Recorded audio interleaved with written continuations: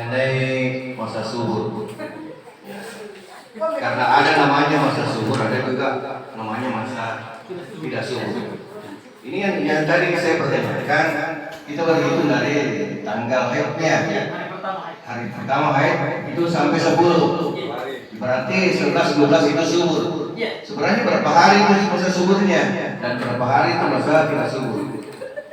Ya, diperjelas kembali karena ini kan adik-adik ini siapa tahu tidak mampu makan pil obat apa namanya itu untuk mengatur cara dari produksinya itu. Ini perlu diketahui.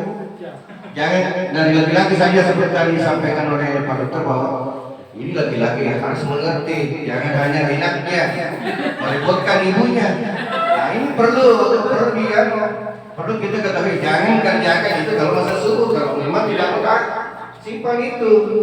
Nah, jadi itu saya pertanyakan berapa hari itu masa subur dan berapa hari itu masa tidak subur. Ya. Supaya ada lebihnya. Jadi ini ada minyak, Dek. Jadi secara keseluruhan ada ini siklus. Jadi ini ada tanggalnya 1 sampai 30. Dianggap bahwa tanggal 1 sampai 30 setiap bulannya, ya. Jadi ini dianggap misalnya di sini ya. Jadi ini secara keseluruhan saja. Kalau misalnya di sini haidnya tanggal 1, berarti kita anggap ininya sampai tanggal 9 itu masa ininya. Kadang-kadang panjangnya masa haid itu di situ. Ya, panjangnya masa haid di situ. Nanti masuk di tanggal 10-nya sampai tanggal 20. Nah, itu subur. 20 ke atas sampai tanggal 1 lagi tidak subur. Jadi yang suburnya ini tanggal 10 dihitung dari haid pertama. Jadi misalnya haid ini hari, ya. Nah ini nanti ada anunya kelanjutannya. Yang tadi ini. Nah ini, ya. Nah ini bagus sekali sebenarnya ini, ya. Nah ini bagus sekali. Ini tapi itu tadi saya bilang ya, kalau misalnya haidnya normal, ya, yang teratur. Nah, jadi kelihatan di sini, ya. Jadi di sini bahkan disebutkan di sini hari ke-8 itu kadang sudah masuk masa subur, tapi kemungkinan untuk ininya agak kurang. Nah, jadi yang paling bagus di sini. Ya, 11, 12, 13, 14, 15. Nah, di sini bahkan dikasih kuning, berarti 13, 14, 15 itu yang paling puncak. Iya, betul. Paling besar peluangnya, ya. Jadi peluang besar peluangnya. Nah, kemudian turun ke tanggal 16, 17. Nah, jadi misalnya kita ambil di sini ya, tanggal berapa sekarang? 19, ya. Di sini tanggal 19 dianggap sebagai tanggal pertama. Ya. Kemudian 19, 20, 21, 22, 23, 24, 25 sampai tanggal 25 itu dianggap masa tidak subur. Karena di situ biasanya kadang-kadang perempuan masih haid di situ. Masuk ke tanggal 26, 27, ya. 26, 27, 28 itu sudah masuk nih, biasanya sudah selesai haidnya, sudah bisa di situ. Sudah bisa berhubungan, ya, sudah masuk fase awal masa subur. Ya, fase awal masa subur. Yang paling suburnya itu adalah kalau tanggal 19 sekarang kalau dihitung, berarti dia paling suburnya tanggal 29, 30, tanggal 31, tanggal 1, tanggal 2, tanggal 3 dan tanggal 4. Di situ yang paling bagus berhubungan. Ya, paling bagus berhubungan. Kemudian nanti masuk ke tanggal 5, 6, 7, 8, ya, fase akhir masa subur.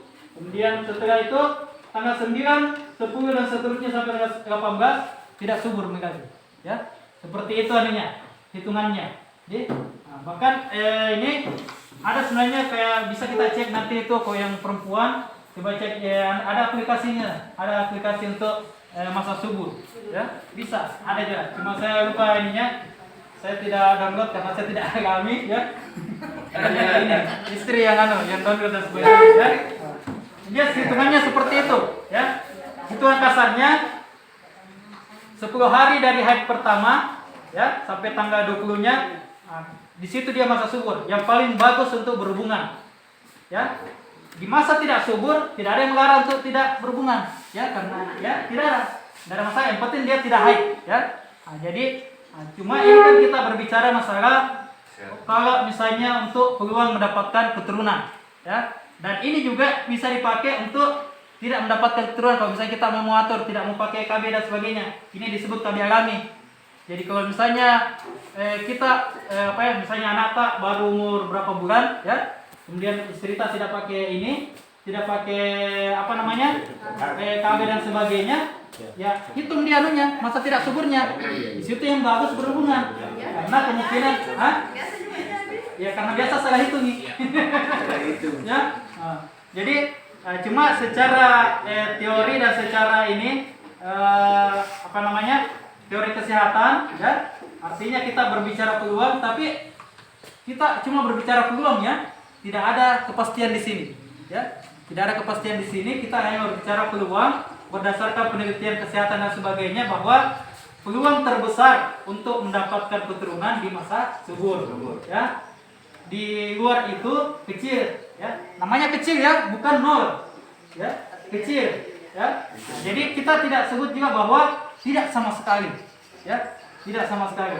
Kecuali kalau yang mungkin tidak sama sekali itu kalau misalnya pada saat haid berhubungan, pasti itu tidak terjadi ya.